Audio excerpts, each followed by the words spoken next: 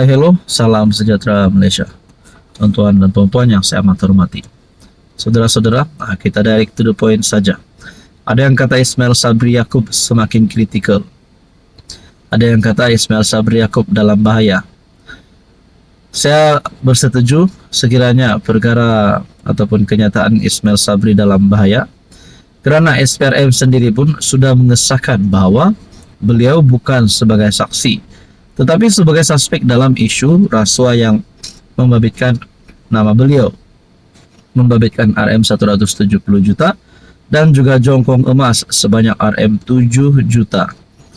Jadi saudara-saudara, ada satu berita di mana ini menunjukkan mungkin benar Ismail Sabri kini sedang kritikal, sedang dalam bahaya. Jumlah saksi babit kes rasuah Ismail Sabri bertambah lagi. Saksi bagi membantu siasatan berkaitan kes rasuah dan pengubahan wang haram yang melibatkan bekas PM Datuk Seri Ismail Sabri terus bertambah. Saudara-saudara, persoalannya adalah saksi-saksi ini bertambah, tetapi ada di dalam kenyataan daripada netizen melalui ruangan komen channel ini berkata, adakah menteri-menteri ketika era PM9, ketika era Ismail Sabri menjadi Perdana Menteri, adakah mereka juga terlibat dengan kes rasuah ini? Nah, itu pun menjadi pertanyaan paling utama sehingga hari ini. Oke, baik. Sebelum kita teruskan, di sini saya ada selitkan produk. Bolehlah tengok mana satu yang sesuai dengan Anda. Dan ini sangat sesuai bagi mereka, bagi Anda yang mempunyai gout dan gastrik. Harga sangat murah, sangat berpatutan, dan ada beberapa produk yang lain. Order macam biasa, order macam dekat Shopee. Saksi bagi membantu siasatan berkaitan kes rasuah Ismail Sabri bertambah. Media melaporkan setakat ini seramai 36 individu sudah direkam keterangan, termasuk 4 orang kena tuduh, manakala 23 lagi saksi baharu belum lagi direkod keterangan mereka. Makna kata, semakin ramailah saksi ini. Media melaporkan setakat ini 36 individu sudah direkam, termasuk 4 OKT, dan ada 23 lagi saksi baharu belum direkod keterangan mereka.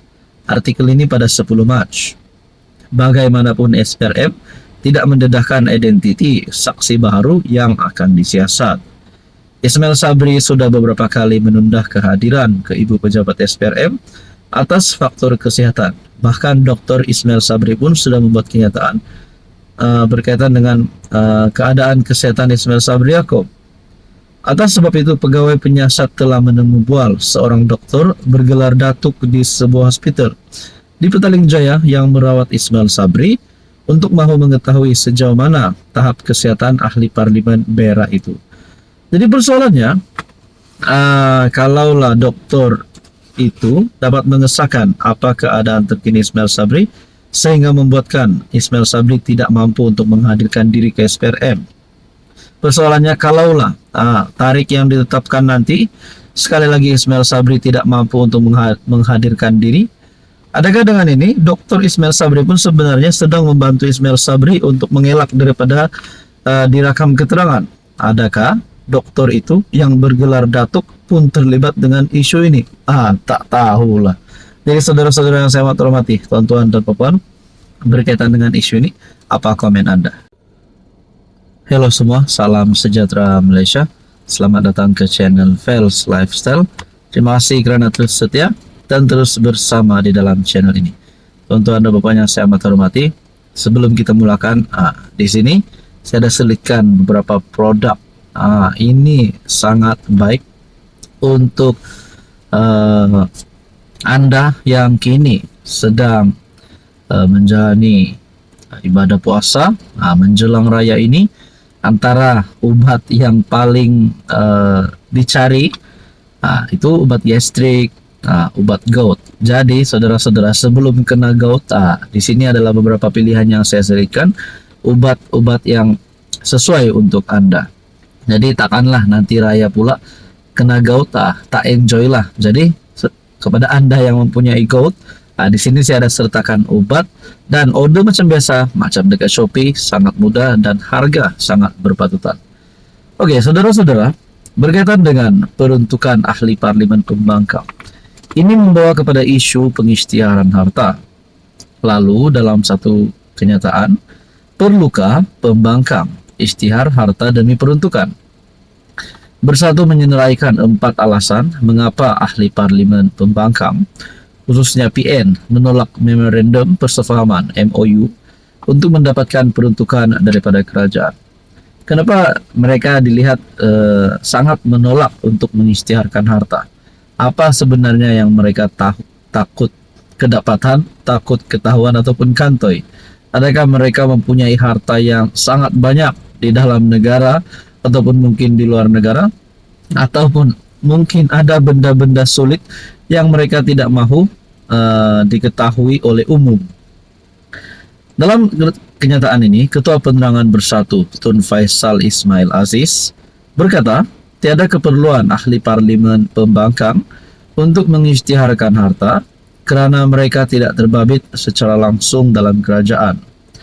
Kata Tun Faisal, pada prinsipnya, hanya seseorang yang berada dalam kerajaan wajib mengisytiharkan harta dan ia memang menjadi amalan sebelum ini, sama ada ketika BN atau PN menjadi kerajaan. Namun tambahnya tiada keperluan untuk MP pembangkang mengisytiharkan harta kerana mereka tidak terlibat secara langsung dalam peruntukan kerajaan seperti anggota kabinet dan ahli parlimen yang memegang jawatan dalam agensi atau syarikat berkaitan kerajaan. Peluang untuk penyalahgunaan peruntukan lebih tinggi dalam kalangan ahli parlimen kerajaan, katanya. Sebelum ini, pengurus CPN Muhyiddin Yassin yang juga Presiden Bersatu berkata, parti itu mempunyai sebab dan asas sendiri untuk tidak bersetuju dengan syarat yang ditetapkan kerajaan.